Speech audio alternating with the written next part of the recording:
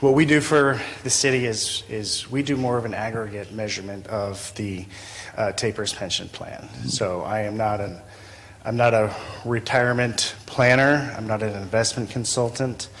We do a specific skill set of mathematical calculations to really look at the long-term outlook of the plan. Is the plan going to have enough benefits to pay, enough funds to pay those benefits that have been promised to the employees and the retirees? And so we're using assumptions of the future. We can't predict the future. I don't have a crystal ball, but we make those measurements, and then every year we do an actuarial evaluation to basically see where the plan is compared to where we're projecting it. So we're also not fiduciaries. We don't make decisions for the plan as well. We're independent consultants where we basically take those mathematical measurements. However, as consultants, we also do help the city provide benefit calculation when someone does retire. So I actually brought it with me just in case. But so we don't make the rules. We just do our best to help interpret those rules. And there's a plan document. I don't know if it's somewhere where on the website or not, but I'm sure there's a copy in the personnel office of the plan document that governs how the plan is operated. And so I wanted to kind of go over there. Rachel invited me to have a little discussion about how the plan works in case you had any questions, and in general what we do, and kind of how the plan itself works. So I just put a little presentation together, and I think so. I've been an actuary. I've been working with the city. I've been with GRS for 11 years this month, and I've been working with the city of Texarkana, Arkansas for almost that entire time. So I'm fairly familiar with how the plan operates. But one of the things I learned over my time as an actuary, and prior to becoming an actuary, I was a high school math teacher and baseball coach for 10 years. So I've also been part of a public retirement system as a teacher from Texas. And when I was a teacher, I didn't really understand what it meant, what my retirement was. I mean, I was in my 20s and early 30s at the time, so I wasn't even really thinking about it. But so there are different types of retirement plans. We have a defined benefit plan. That's what TAPERS is. It's a defined benefit. The benefit is defined ahead of time. We'll talk about that on the next slide. But then there's a defined contribution plan, which when you hear people talk about 401k, or the city has a 457B, which is more for public sector, it defines the contribution. So current members in the city's 457B plan, there's a 10% contribution. It goes into the plan, and that's it. Now it's up to the individual to direct those investments. And then some retirement systems will do a hybrid, and one of the main differences on this next slide is who bears the risk. So in a defined benefit plan, the benefit is defined in a way where you're going to get a certain number of accruals towards a benefit based on your salary, your years of service, and most often it includes some kind of multiplier. Now there's different variations, and different retirement systems have become creative to figure out different ways to design their benefits. But every retirement plan is unique in its own way. But in general, the investment risk for a defined benefit plan is on the employer.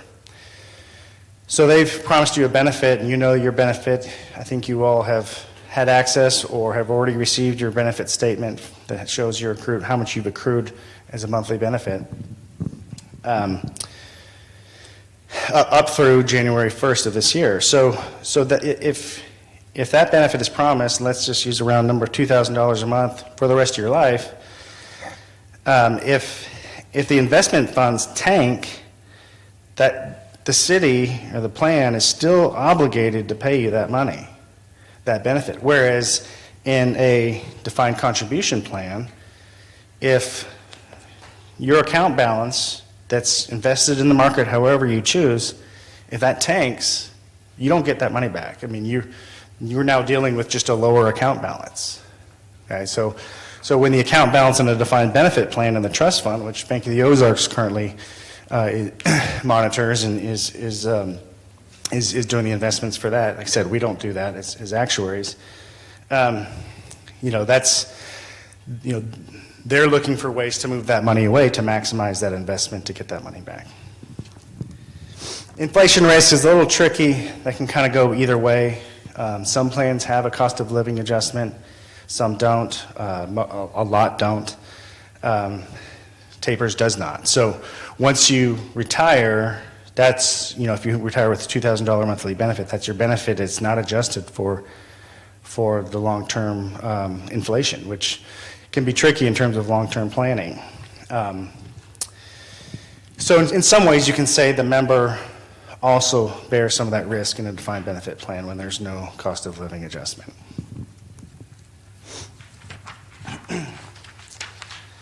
So just a quick kind of review of how tapers work. So typically speaking, when we talk about what is your accrued benefit, the amount is in a life annuity. So once you retire, that is payable for life. Whether you live another 10 years or another 30 years. And that's where on that previous slide, that's that longevity risk. In a defined contribution plan, let's say you got a $500,000 account balance. Well, that's got to last you the rest of your life. And the idea is you build that up early, so over time you're not needing that $500,000 the month you retire, right? Hopefully that's going to accrue interest over time and get those investment returns. In a traditional defined benefit plan, again, there are variations to everything, but it generally accrues over time as you based on the number of years you work with the employer. And then often there's a final average monthly compensation. This varies, again, plan to plan. In the case of tapers, it's a 5-year average. So your last 5 complete years of service. So if you retire in July of this year, we're only looking at 2022 pay and those 5 years starting 2022 and back. And then there's a multiplier. So it can be thought of, the multiplier for tapers is 1.8%. So it can be thought of as for every year you work, you're replacing 1.8% of your income or your annual salary. So if you look at maybe a normal long-term career of 30 years, 1.8% times 30 years is 54%. So that's a replacement income of 54%. Again, I am not a retirement planner, but you'll see different things where people say, you need to aim for a 60% income replacement or a 70% income replacement. There's different things that will say, plus on top of that, you may be eligible for Social Security. So this doesn't necessarily have to be your entire retirement income. And you may have your own personal investments as well. But in general, that's kind of how it lines up, is a 30-year career is a 54% income replacement of your average pay over your last 5 years.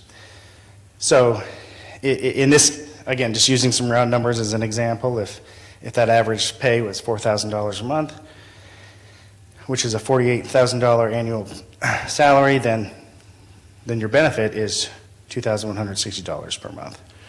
And so that's just in terms of being able to have an idea of how your benefit has been calculated when you look at your annual benefit statements. I thought I'd just throw this out there. I'm not spend too much time on this because it doesn't really pertain to anyone here, but the reason I did want to bring this up is because your neighbor, Texarkana, Texas, is part of Texas Municipal Retirement System.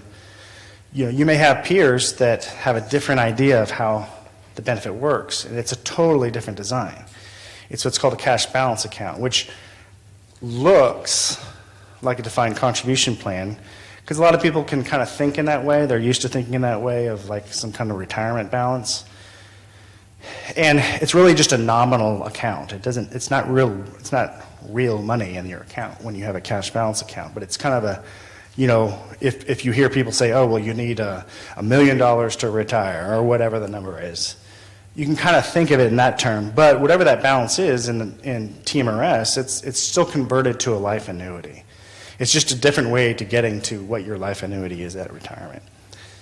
And just like the design of how it appears to get that retirement annuity, the eligibilities are different, and that's what I think it's well, I'll get to that in 2 slides, but let's look at this next slide real quick. So, how is the plan funded? And this is kind of where actuaries we come in terms of, we take information and we measure that and we say, okay, this is the money coming in and this is the money going out. Is there going to be enough money to pay these benefits? And if not, what do we need to do in order to be able to pay those benefits? So in its most basic form of the equation, we need to make sure that the contribution income and the investment returns are equal to the money going out, benefits paid, and expenses. TAPERS has been mostly an employer-funded plan. Prior to the plan closure in July 1st, 2012, it was an entirely employer-funded plan, and the city contributed 6% of covered payroll. Covered is just underlined because it's not total city payroll. It's covered just means the people that are in the plan. So police officers have their own retirement plan. And as of the plan closure, which included only employees who had 10 years of service as of that date, the rest are now considered, that were employed at the time, are considered transition employees. They were transitioned to the defined contribution plan. So they had a frozen benefit. For many, it's because they may have only had 2 or 3 years of service. It's not a very large amount, but it does account for liability to the plan when they do retire. It is payable. So it wasn't lost. That service was not lost. After that, the city started contributing 10% of pay, and the participants contributing 2% of pay. Just as a comparison, a lot of times retirement systems are kind of set up to force people to save for their retirement. The state of Texas public employees retirement system, their current employees pay 9.5% of their pay towards their benefit. So now the benefit multiplier is bigger, but just in general, I just want to throw that as a comparison that some pay 2, some pay 7, some pay 9.5. Every plan is different. Is really all they wanted to get out of that. Because of the plan is in a situation where it's kind of it's what we would call a very mature plan, because it is a closed plan. We now have 10 active employees remaining, and then we have some retirees, and then we have some terminated employees that we call inactive participants who have accrued a benefit, did not reach the retirement eligibility, so they have a benefit waiting for them when they become eligible. So, like, for example, I'm one of those people in the Texas teachers retirement system. I have 10 years service. I can't get that benefit till I'm 65.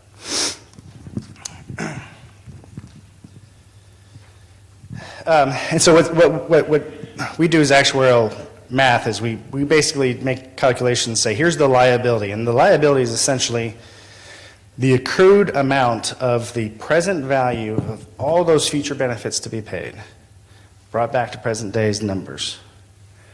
And we use, again, there's a lot of math, and I won't get into the technicality of that, but we're discounting future benefit payments based on the assumed return on investments, as well as different probabilities. What's the probability every year of each individual to retire, to terminate, or any other reason to come out of the plan or stay in the plan, or anything that changes the demographic outlook of the plan. That's all factored into our calculations. Okay, now I'm on slide 7. So when can you retire? This is pretty standard, that the normal retirement age, that's why it's called normal, because it's pretty standard. It's not true in all plans. As I said, every plan is different, but is to be able to retire at age 65. Again, different plans are designed differently. But there's some incentives for long-tenured employees to be able to retire before reaching 65 without having to take a reduction. So if you've attained the age of 60 while still employed and have 20 years of service, in fact, I'll have to double check the actual document, whether or not, if you terminate at 58 and you have 20 years of service, if you can retire at 60, if you actually have to be employed when you attain age 60. That's one of those fine print things I'd have to double check. But or if you've attained age 55 and have 30 years of service. So you may look, and you can also attain an early retirement eligibility by attaining age 55 and having 10 years of service. However, that does not necessarily mean that you get the full benefit. And so there's a reduction of 1/360th each month before age 65, before your normal retirement age. So there's that, what we would call in an actuarial side is if you reach those unreduced early retirement conditions of 60 and 20 and 55 and 30, the plan is essentially subsidizing your benefit from being early. They're saying, hey, you gave us, a full career, we're going to let you retire without any reduction. But you can look at this example, how big of a difference it can make.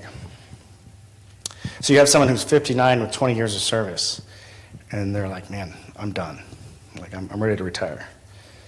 If we look at how that would work, well, if I just turned 59 and I just attained 20 years of service, and my average pay at that point in time is $4,000, well, that's still 6 years earlier than the normal retirement age, and I have not reached those two parameters that have to be attained.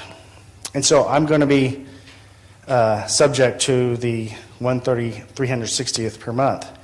So that's 6 years, that's 72 months, that's 72 360ths, which is 0.2 or a 20% reduction. So I've worked all this time, I've accrued this benefit, and the math is right there of $1,440. But because I'm going a year before I'm reached unreduced eligibility, I'm going to only get 80% of that. So there is an incentive to get to reach those parameters. Now, a lot of how this kind of came up was this note at the bottom.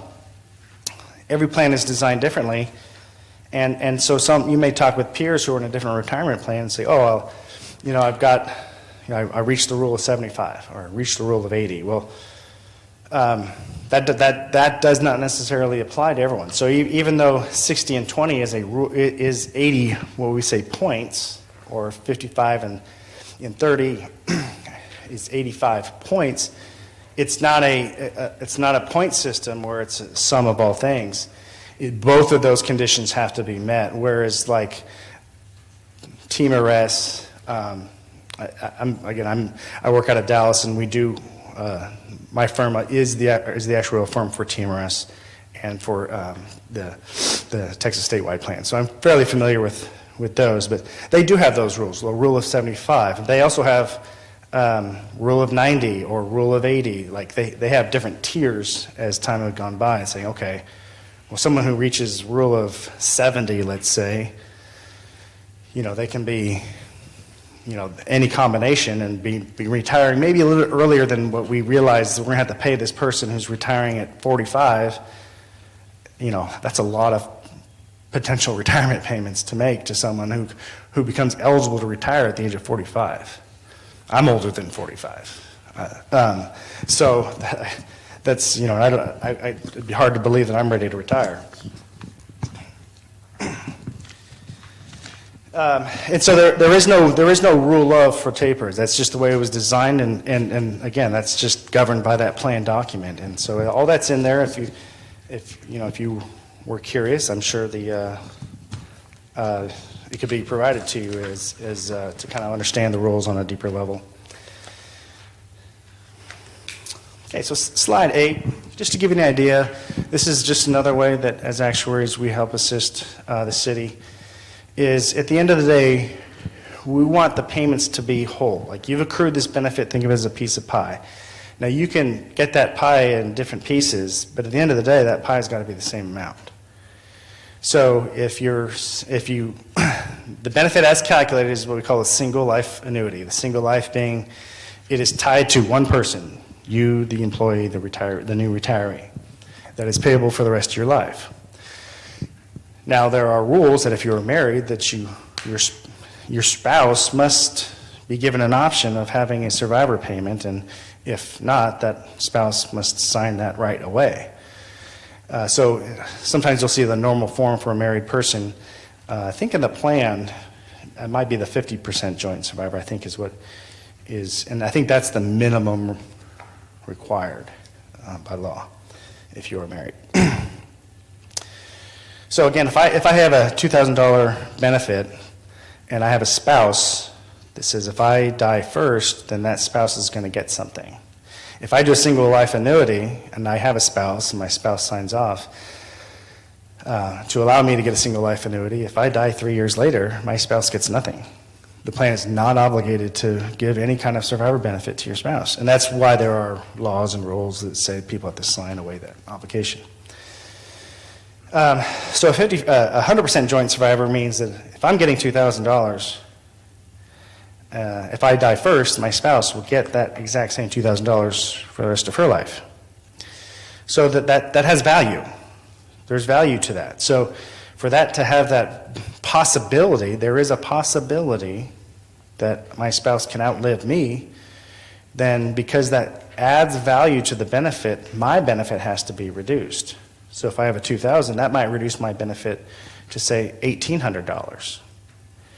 Because over the span, the $18 I'm getting while I'm still alive, and then the probability that exists that my spouse outlives me, she would get $1,800 for the rest of her life. If you spread all that out, we say, based on our actuarial calculations, we use mortality tables that are national tables, and we basically say there's a probability of X that this person will die at this age. And so over time, the piece of the pie is still the same size, the same projected amount of money in the long term being paid out. And so there's different ways to design that. Again, so if it were a 50%, if I had $2,000 and 50%, well, my spouse doesn't get as much, so I shouldn't reduce as much, so maybe it's $1,900 instead of $1,800, right? But if I pass away first, my spouse would only get half of that $1,900 rather than the full $1,900. And then there's something called and this can be designed, the plan actually allows for, you can request to the city, hey, I want a 5-year certain life, I want a 10-year certain life, I want a 20-year certain life. You know, you can request a 75% joint survivor. When we help the city and provide benefits, these are the ones we show. But just to give some options. But the plan itself actually does state, as long as it's actuarially equivalent, there are other designs that can be requested. So a 10-year certain life means, well, I'm not married, but I have maybe someone that if I passed away within the next 10 years, I would want to receive some sort of benefit. And the way this works is, if I die within those first 10 years, let's say I die a year later, I am guaranteed 9 more years of benefits. Now, obviously, it'll go to a trust or to whomever I decide is my beneficiary. Because that is guaranteed out of the gates, it's not tied to the lifespan of anybody else. So I don't have to be married. I could leave it to my children. Now, some plans allow for non-spouse beneficiaries and a joint and survivor. If me, being in my mid-40s, want to have my daughter, who's 21, be my joint survivor benefit, that would be a huge reduction, because at 21, she's got a long life expectancy. So that would be a huge reduction, whereas that might not make sense, right, for me to choose. But in some cases, people may do that. Now, there are also rules when it comes to non-spouse beneficiaries, but I won't get into that either. So, and then another option is to get a single lump sum. That lump sum is basically paid as if I'm getting $2,000, and you kind of map it out, $2,000 every month for the rest of your life. We're basically, our calculations are saying, okay, well, if you're 65, that's just round number. Let's say your life expectancy is 20 years as a 65-year-old. What is the present value of those benefits of $2,000 for the rest of your life? What is that in today's money? And that's discounted with that probability of survival and the time value of money based on the plan's, the administrative factors. And that may or may not be the same as what we use as actuaries to value the actual liability of the plan, which is a little bit more flexible for what we do for that purpose. And so I'll look at that. So just to give you an idea, the reason I brought this up because I wanted to kind of give you an idea what it means to have these actual equivalents. Because again, it's not an account balance. You don't. If you're an active participant, you've only been contributing 2% of your pay for the last 10, almost 11 years. The value of your benefit far exceeds what you've put into the plan. So we do track your account balance, but it's only a small piece of the value of the accrued benefit that you've earned. So essentially, you're just sharing in the funding of your own benefit. Like I said, most retirement systems do, and most have a higher contribution rate by its employees. But just to give you an idea of what I was talking about before, if you're 65 and your spouse is 65 and you've accrued a $2,000 benefit, and these are actual factors of the plan, by the way. This is actually how it would work for this particular plan. I actually used the factors that are administered. So you can see to get a 100% joint survivor, it'd actually be $1,637. But if I were to only get 50%, it would be $1,800. I kind of ballparked that earlier. It was actually $1,800 for the 50% joint survivor. But if I died first, my spouse would only get $900. Okay, in that situation. Whereas in the case of 1637, it's reduced to 1637, but if I die, my spouse gets 1637. Okay, so that's the difference there. The 10-year certain in life, again, you can see in both, depending on my spouse's age, 65 or 60, that number doesn't change because that has nothing to do with anybody else. That's just factors in 10 years of guaranteed payments to whomever, whether it's me, child beneficiary, or a trust fund. And so those ones with the asterisk are shown at the spouse age or any beneficiary age is not factored into the calculation. One thing I wanted to kind of make sure you understand is, so that's why the lump sum, so a $2,000 accrued benefit payable at age 65 as a lump sum is worth $224,000 roughly. That benefit payable at age 55 is $281,000. Well, that difference is because that's 10 years of added payments. If you're, again, we're talking about a monthly annuity. That's the present value of a monthly annuity paid for 10 additional years. So that, I just want to make sure it's clear that you're like, oh, well, I should retire at 55 because I get more money. That's not what this is really saying, because if you're 55 and you have a $2,000 accrued benefit, at 55, well, if you work for another 10 years, your accrued benefit's going to be a lot bigger than $2,000. Okay, so you might get that up to $2,800. So, your lump sum would be based on $2,800, not $2,000, and your lump sum would be much bigger. So I don't want this to look like it's necessarily better to retire early. I'm just saying if you got a later start and your accrued benefit is $2,065 versus $2,055. So the difference there, again, is just that 10-year difference in benefit payments that you'd be due. And again, these are all based on the fact that assuming there was no reduction, you've met those unreduced, for anything under 65, you've met those requirements to not have any early reduction. So that's it. I just really wanted to give it kind of a general outline, and then if there's any questions I can attempt to answer, I will try to do that.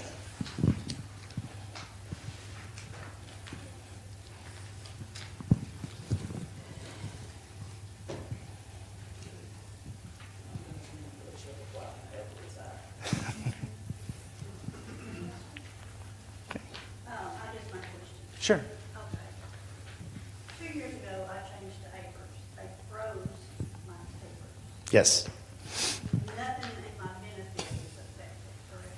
I mean, So, since they froze my right, your frozen benefit is frozen, and so that doesn't change.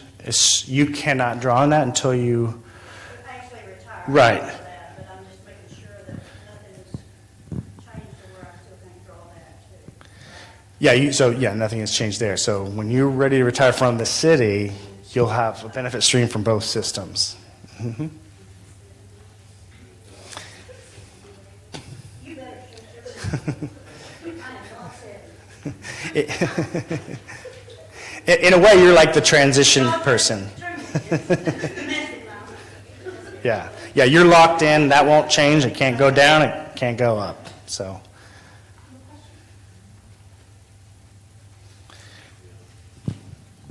did you get a copy of that? Yeah, I'm 65 Okay.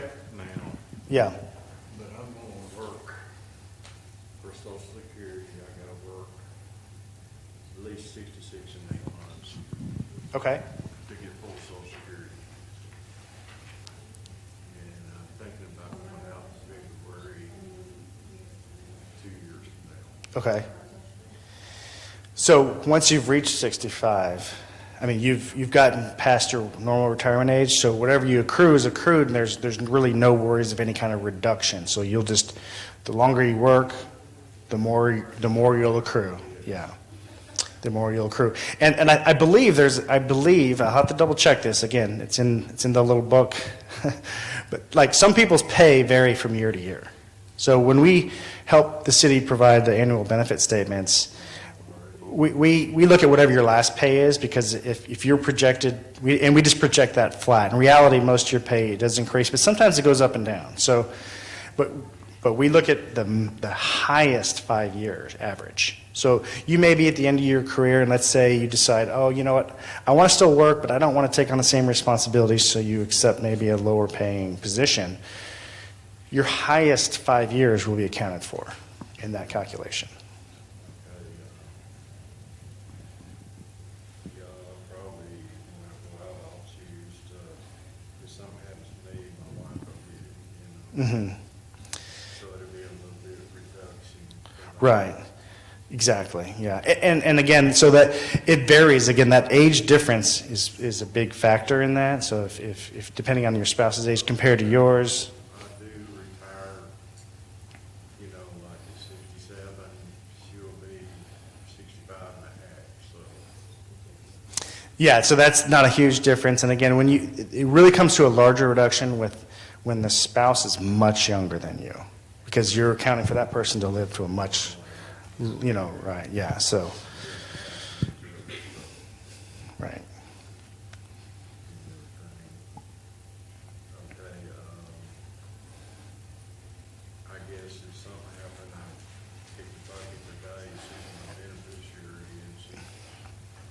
is. I believe so. Now, I had to look at the rules for how it exactly works again if that something happens while you're in active service. If you've already reached 65, you've already reached your normal retired age. So in that case, I believe it would be assumed as if you retired the day of your death, and then you automatically get put into a 100% joint survivor. So there would be a reduction because of the joint survivor, but then your spouse would basically jump on that 100% joint survivor. And again, I'd have to double check the exact rule in that case, because it doesn't happen very often, and yeah. There are cases, I think, with if you were to die in active service as a younger employee, you may or may not have earned as much, or that person may have to wait, or if they don't have to wait because you're younger, it's an actuarial reduction that's much lower.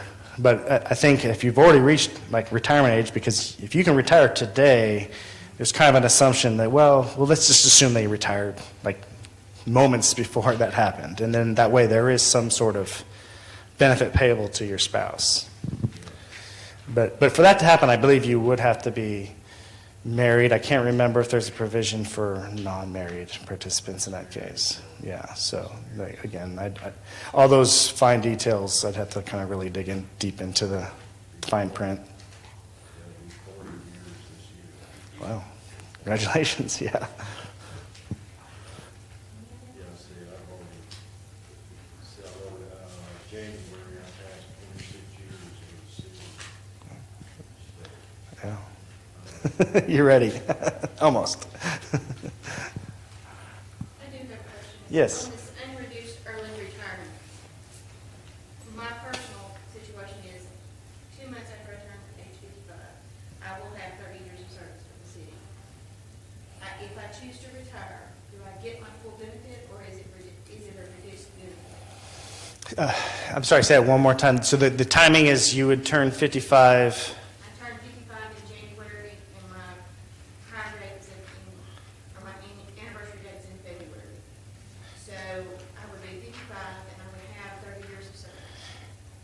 So that, according to this statement, would I get my full benefit or would I be looking at a reduced?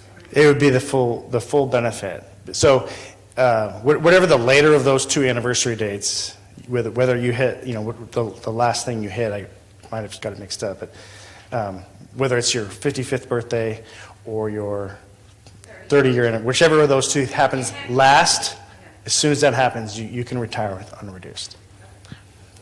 And usually that, well, actually, I'd have to look at the plan, but sometimes the fine print is it's the first of the month following those dates. So just so you had, just to make sure, that's something to double check before you actually put in any kind of retirement papers. But when that happens, Rachel will send me a request, and there was a case a couple of years ago when someone hadn't reached that, and I was like,